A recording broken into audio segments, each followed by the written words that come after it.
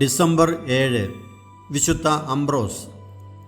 പാശ്ചാത്യ സഭാപിതാക്കന്മാരിൽ പ്രധാനിയാണ് ഇറ്റലിയിലെ മിലാൻ രൂപതയുടെ മെത്രാനായിരുന്ന വിശുദ്ധ അംബ്രോസ്. അംബ്രോസിൻ്റെ പ്രസംഗങ്ങളും വ്യക്തിപരമായ സ്വാധീനവും ഹിപ്പോയിലെ വിശുദ്ധ അഗസ്റ്റിൻ്റെ മാനസാന്തരത്തിന് കാരണമായി. ജർമ്മനിയിലെ ട്രിയർ എന്ന സ്ഥലത്തുള്ള ഒരു റോമൻ കുടുംബത്തിൽ ക്രൈസ്തവ മാതാപിതാക്കളിൽ നിന്നാണ് അംബ്രോസ് ജനിച്ചത്. പിതാവ് ഗൗൾ എന്ന പ്രദേശത്തിൻ്റെ റോമൻ പ്രീഫെക്റ്റായിരുന്നു. വിശുദ്ധ മർസലിനിയും വിശുദ്ധ സാറ്റിറസും വിശുദ്ധൻ്റെ സഹോദരങ്ങളാണ്. കുഞ്ഞ് അംബ്രോസ് തൊട്ടിലിൽ കിടക്കുമ്പോൾ തേനീച്ചക്കൂട്ടം കുഞ്ഞിൻ്റെ മുഖത്ത് വന്നിരിക്കുകയും തേൻ വർഷിക്കുകയും ചെയ്തെന്നും ഭാവിയിൽ അംബ്രോസ് മാധുര്യമുള്ള പ്രസംഗകനായി തീരുമെന്ന് പിതാവ് പ്രവചിച്ചെന്നുമുള്ള ഒരു കഥയുണ്ട്. അംബ്രോസ് കുഞ്ഞായിരിക്കുമ്പോൾ തന്നെ പിതാവ് മരിക്കുകയും തുടർന്ന് ആ കുടുംബം റോമിലേക്ക് താമസം മാറ്റുകയും ചെയ്തു. റോമിൽ നിന്ന് ഉന്നത വിദ്യാഭ്യാസം നേടിയ അംബ്രോസ് 30-ാമത്തെ വയസ്സിൽ മിലാൻ തലസ്ഥാനമായുള്ള ലിഗൂരിയ, എമിലിയ പ്രദേശങ്ങളുടെ ഗവർണറായി നിയമിക്കപ്പെട്ടു. അദ്ദേഹം ഒരു ഉറച്ച ക്രിസ്തീയ വിശ്വാസിയായിരുന്നുവെങ്കിലും അക്കാലത്തെ രീതി അനുസരിച്ച് മാമോദിസ സ്വീകരിച്ചിരുന്നില്ല. ആര്യൻ പാഷാണ്ഡതയെ അനുകൂലിച്ചിരുന്ന ഓക്സൻഡിയൂസ് ആയിരുന്നു അപ്പോൾ മിലാനിലെ മെത്രാൻ. 374 ഓക്സൻഡിയൂസ് മെത്രാൻ്റെ മരണത്തെ തുടർന്ന് പുതിയ മെത്രാനെ തിരഞ്ഞെടുക്കുവാനായി ജനങ്ങൾ ഒരുമിച്ചുകൂടി. അപ്പോൾ നിഖ്യ വിശ്വാസ പ്രമാണത്തെ അനുകൂലിക്കുന്നവരും ആര്യൻ പാഷാണ്ഡതക്കാരും തമ്മിൽ തർക്കങ്ങളും സംഘർഷങ്ങളുമുണ്ടായി. ആ സമയത്ത് സമാധാനം സ്ഥാപിക്കാനാണ് ഗവർണറായ അംബ്രോസ് അവിടെ എത്തിയത്.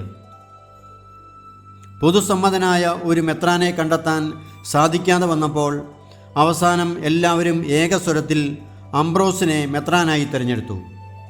ചക്രവർത്തിയുടെയും മറ്റ് മെത്രാന്മാരുടെയും നിർബന്ധത്തിന് വഴങ്ങി അദ്ദേഹം മെത്രാൻ സ്ഥാനം ഏറ്റെടുക്കാൻ തയ്യാറായി. താമസിയാതെ മാമോദിസ സ്വീകരിച്ച അദ്ദേഹം 374 ഡിസംബർ 7 35-ാമത്തെ വയസ്സിൽ മിലാനിലെ മെത്രാനായി അഭിഷേകം ചെയ്യപ്പെട്ടു. തുടർന്ന് വിശുദ്ധ സിംപ്ലിച്ചിയാനൂസിൻ്റെ കീഴിൽ വിശുദ്ധ ഗ്രന്ഥവും സഭാപിതാക്കന്മാരുടെ പ്രബോധനവും പഠിച്ച അംബ്രോസ് മെത്രാൻ ഒരു ദൈവശാസ്ത്ര പണ്ഡിതനായി തീർന്നു. തിരുവചനമനുസരിച്ച് ജീവിതം ക്രമീകരിച്ച അദ്ദേഹം തൻ്റെ സമ്പത്തെല്ലാം വിറ്റ് ദരിദ്രർക്ക് ദാനം ചെയ്തു. സഭയുടെ പാരമ്പര്യ വിശ്വാസത്തെയും നിഖ്യ വിശ്വാസ പ്രമാണത്തെയും അനുകൂലിച്ച അംബ്രോസ് മെത്രാൻ ആര്യൻ പാഷാണ്ഡതയ്ക്കെതിരെ പോരാടി. അദ്ദേഹത്തിൻ്റെ പ്രസംഗങ്ങൾ യുക്തിയുക്തവും കാര്യമാത്ര പ്രസക്തവും ആശയങ്ങളുടെ ശക്തമായ ആവിഷ്കാരവുമായിരുന്നു എന്നാണ് വിശുദ്ധ ആഗസ്റ്റിനോസ് എഴുതിയിരിക്കുന്നത്. അംബ്രോസിൻ്റെ പ്രസംഗങ്ങളാണ് വിശുദ്ധ ആഗസ്റ്റിനോസിൻ്റെ മാനസാന്തരത്തിന് കാരണമായത്. സഭയിലെ സ്വർണ്ണപാത്രങ്ങൾ വിറ്റുകിട്ടിയ പണം കൊണ്ട് അംബ്രോസ് മെത്രാൻ അടിമകളെ സ്വതന്ത്രരാക്കി. ഇതിനെ എതിർത്തവരോട് അദ്ദേഹം പറഞ്ഞു, സ്വർണത്തേക്കാൾ വില മനുഷ്യാത്മാവിനാണ് ഉള്ളത്. സഭയ്ക്ക് സൂക്ഷിച്ചു വയ്ക്കാനുള്ള നിധിയല്ല സ്വർണം, പാവങ്ങൾക്ക് നൽകാനുള്ളതാണത്. അക്കാലത്തെ റോമൻ ചക്രവർത്തിയായിരുന്ന ഗ്രേഷ്യൻ്റെ മേൽ വലിയ സ്വാധീനം ചെലുത്താൻ അംബ്രോസ് മെത്രാന് സാധിച്ചിരുന്നു. ആര്യൻ പാഷാണ്ഡയ്ക്കെതിരെ ചക്രവർത്തിക്ക് അദ്ദേഹം ഉപദേശം നൽകി. അംബ്രോസ് മെത്രാൻ്റെ നിർദ്ദേശപ്രകാരം ചക്രവർത്തി റോമൻ സെനറ്റ് ഹാളിൽ ഉണ്ടായിരുന്ന വിജാതീയ ദൈവങ്ങളുടെ പ്രതീകമായ വിജയത്തിൻ്റെ ബലിപീഠം നീക്കം ചെയ്തു. ഗ്രേഷ്യൻ ചക്രവർത്തിയുടെ നിർദ്ദേശപ്രകാരമാണ് ആര്യനിസത്തിനെതിരെ വിശ്വാസത്തെക്കുറിച്ച് എന്ന 5 വാല്യങ്ങളുള്ള പുസ്തകം അംബ്രോസ് മെത്രാൻ എഴുതിയത്. തുടർന്ന് അദ്ദേഹം പരിശുദ്ധാത്മാവിനെക്കുറിച്ച് എന്ന പുസ്തകവും രഹസ്യങ്ങളെക്കുറിച്ച് കൂദാശകൾ എന്നീ മതബോധന ഗ്രന്ഥങ്ങളും എഴുതി. ക്രിസ്തുവർഷം 383 റോമൻ ഗവർണറായിരുന്ന മാക്സിമൂസ് ഗ്രേഷ്യൻ ചക്രവർത്തിയെ വധിക്കുകയും ബ്രിട്ടൻ ഉൾപ്പെടുന്ന പ്രദേശത്തിൻ്റെ ഭരണാധികാരിയാവുകയും ചെയ്തു. തുടർന്ന് ചക്രവർത്തിയായ വാലന്റൈൻ 2-ന് പകരം ഭരണം നടത്തിയത് അമ്മയായ ജസ്റ്റീന രാജ്ഞിയാണ്. മാക്സിമൂസ് ഇറ്റലിയെ ആക്രമിക്കാതിരിക്കാൻ രാജ്ഞിയുടെ അപേക്ഷപ്രകാരം മധ്യസ്ഥത വഹിച്ചത് അംബ്രോസ് മെത്രാനാണ്. എന്നാൽ ജസ്റ്റീന രാജ്ഞി ആര്യൻ പാഷാണ്ഡതയെ അനുകൂലിക്കുകയും അവർക്ക് ആരാധനയ്ക്കായി ദേവാലയം വിട്ടുകൊടുക്കാൻ മെത്രാനോട് ആവശ്യപ്പെടുകയും ചെയ്തു. അംബ്രോസ് മെത്രാൻ അത് നിരസിക്കുകയും അതിൻ്റെ പേരിൽ രക്തസാക്ഷിയാകാനും തയ്യാറാണെന്ന് പ്രഖ്യാപിക്കുകയും ചെയ്തു. എന്നാൽ മാക്സിമ്യൂസ് പിന്നീട് ഇറ്റലിയെ ആക്രമിക്കുകയും ജസ്റ്റീന രാജ്ഞിയും ചക്രവർത്തിയും പൗരസ്ത്യ റോമൻ ചക്രവർത്തിയായ തെയോഡീഷ്യസിൻ്റെ പക്കൽ അഭയം തേടുകയും ചെയ്തു.